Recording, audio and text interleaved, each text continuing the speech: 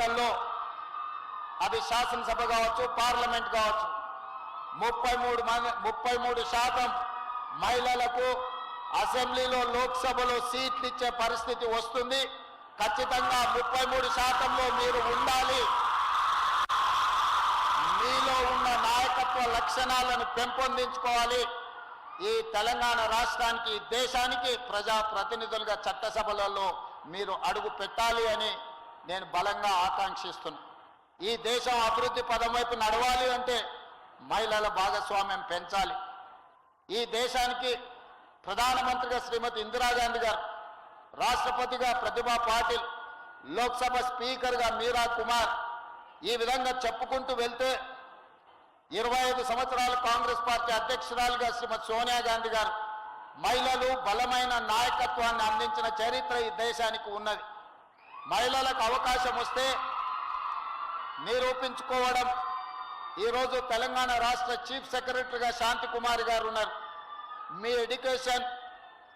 Education సెక్రటరీగా యోగితా రాణా గారు ఉన్నారు.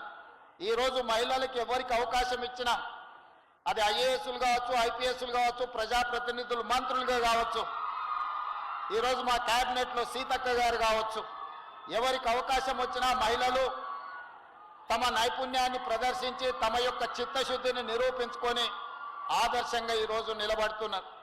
అందుకే ఈరోజు ఈ వేదిక మీద నుంచి మా సోదరిమణులందరికీ నాదొకటే విజ్ఞప్తి, ఇదొక అద్భుతమైన అవకాశం.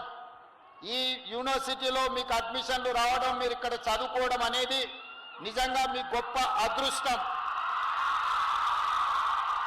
దీని అవకాశంగా మలుచుకోండి.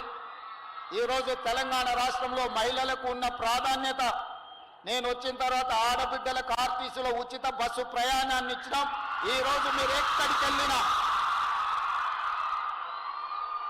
మీరు ఇంట్లో బయలుదేరినప్పటి నుంచి బడికి వెళ్ళాలన్నా, గుడికి వెళ్ళాలన్నా, మీ బంధువుల ఇంటికి పోవాలన్నా, భద్రాచలం పోవాలన్నా, యాదగిరిగుట్ట నరసింహస్వామిని దర్శించుకోవాలన్నా, ఆడబిడ్డలు అనా పైసలు లేకుండా ఈరోజు ఉచిత బస్సు ప్రయాణాన్ని మీ అన్నగా ఈరోజు తెలంగాణ రాష్ట్రంలో నేను అమలు చేస్తున్నా. అదేవిధంగా కుటుంబ బాధ్యత ఆడబిడ్డల మీద ఉంటుంది. Subscribe us and press the bell icon for more interesting updates.